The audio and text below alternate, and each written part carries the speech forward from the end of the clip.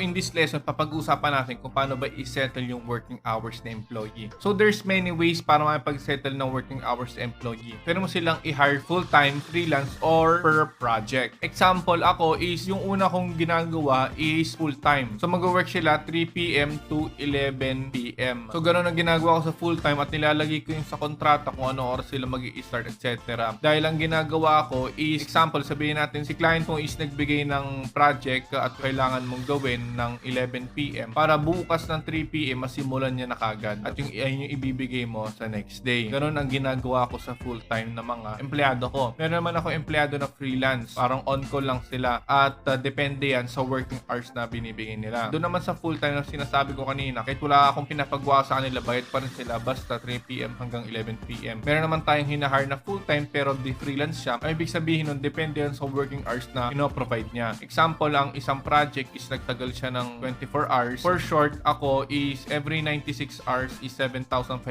pesos or 15,000 pesos every month ang binibigay ko sa kanya. For short, pag nabuo niya yung 96 hours is makukuha niya yung first cut off niya ng 2 weeks. So, ganun ang ginagawa ko sa mga no work, no pay na full-time na freelance. At lastly, meron naman tayong per project. So, nagpapagawa lang ako ng per project sa mga empleyado ko kasi meron ako mga employee na gusto nila per project or per work na lang nila yung babayaran. Example, meron pinagawa sa akin ng project ni client. Example na isang YouTube video, kailangan ko ma-edit yun. Is ibibigay ko naman kay empleyado, sasabihin ko ito pa edit tapos babayaran ko na lang siya on the spot after niya matapos. Tapos isisend ko naman yung final project na ginawa ng empleyado ko at isisend ko na lang kay client ko. So binabayaran ko yung empleyado na yun per video. So pwede mong gawin yung tatlong option na yun. Pero I highly recommend mag-start muna kayo doon sa no work, no pay. Kapag nag no work, no pay kasi is matatrack nyo kasi ang kanilang working hours at para hindi ka magoyo. Pero syempre dapat may knowledge ka or experience kahit onte kapag nag-outsource ka na para hindi kayo maloko doon sa nilalagay nilang working hours doon sa time tracker or doon sa Excel nila. Papakita ko sa example ng Excel ngayon. Kung makikita mo, itong Excel na to is nandito yung kanilang instruction, raw video, sample video at yung working hours na in-spent nila. Kaya ako sinasabi magkaroon kayo ng onting knowledge para hindi kayo maloko na imposibleng na-edit to ng 3 days na ganun katagal kasi ang goal ng mga no work, no pay, tinatagalan nila para mas malaki rin yung sahod nila in less work. So ganun ka may pag-settle sa working hours kapag ikaw ay nagsisimula pa lang. If okay ka na doon sa empleyado at long term naman siya sa iyo after 4 months or after 5 months, gawin mo na siyang full time. Kahit wala na ng mga time tracker etc. babayaran mo siya ng pang full time kasi syempre trusted na siya. So babalik naman tayo dito sa empleyadong per project ang bayaran. Pwede naman yun as long na may budget ka or pwede ka may paggawa ng agreement sa kanya na every 2 weeks mo siya babayaran yun sa mga per project na binabayaran mo para kapag binayaran ka na ni client is mababayaran mo na si empleyado mo. So ganun makipag-settle ng working hours dun sa employee mo. So there's per video, full-time or full-time freelance. Now, no work, no pay. So, ayun yung example para ma-settle yung working hours mo sa employee. So, ang tanong, kailangan mo ba i-treat yung employee mo as a boss ka talaga or as a friend? Ayun yung pag-uusapan natin sa next lesson. So,